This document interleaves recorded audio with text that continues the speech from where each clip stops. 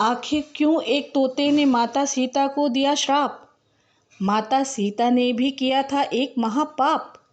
दोस्तों, रामायण की कहानी तो सभी ने सुनी और देखी होगी, जिसमें श्री राम और सीता माता के जीवन से जुड़ी कहानियों को दिखाया गया है।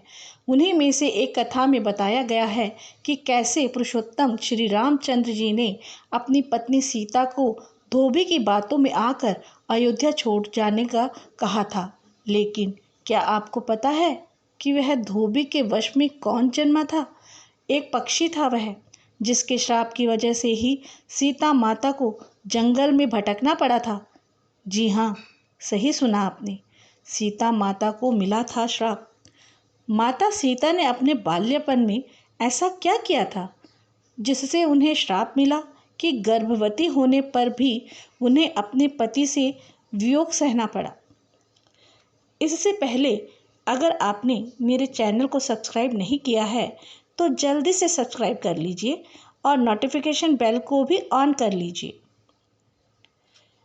आज हम आपको बताएंगे, धर्म हमें सच्चाई के मार्ग पर चलना सिखाता है।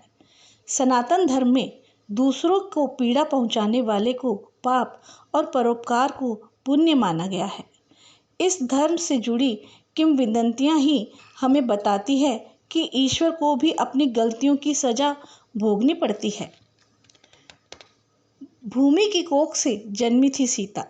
मिथिला राज्य में राजा जनक राज करते थे। एक दिन यज्ञ के लिए वे जमीन जोत रहे थे। उसी समय धरती से एक कलश में प्यारी सुंदर सी कन्या निकलती है। राजा उसे देखकर बहुत खुश होते हैं और उसे अपनी पुत्री के रूप में अपना लेते हैं और वह उसका नाम सीता रखते हैं। पद्म पुराण के अनुसार एक दिन बचपन में सीता अपनी सखियों के साथ बगीचे में खेल रही थी। वहां उन्हें एक पक्षियों का जोड़ा दिखाई दिया। वो बहुत ही खूबसूरत था। वो जोड़ा आपस में भगवान राम और सीता के बारे में बातें कर रहे थे। उनकी बातें सुनकर माता सीता का ध्यान उन पर गया। मादा पक्षी तोता बोल रहा था कि अयोध्या के राजा राम काफ़ी प्रतापी राजा होंगे। उनसे यहाँ की राजकुमारी सीता से विवाह होगा। माता सीता तोते के मुंह से अपने भविष्य के बारे में बातें सुनकर काफ़ी अचंभित हुई, जिसके बाद उन्हें अपने बारे में और भी जानने की इच्छा जागृत हुई।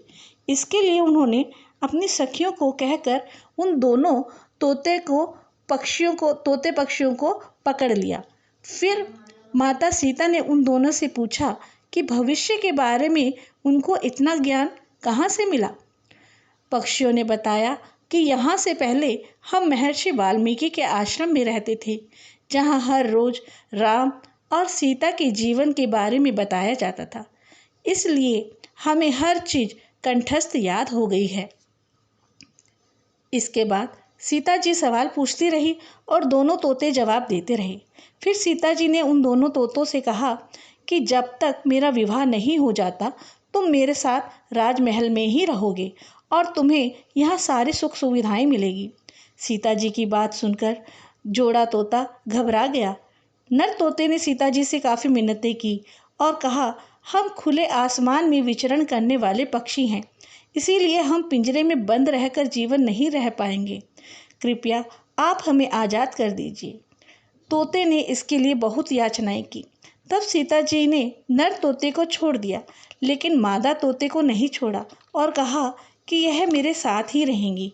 मैं इसके लिए सोने का पिंजरा बना कर रखूंगी और रोज इससे अपने जीवन की कहानियां सुनूंगी और श्री रामचंद्र जी के बारे में और भी जानना चाहूंगी।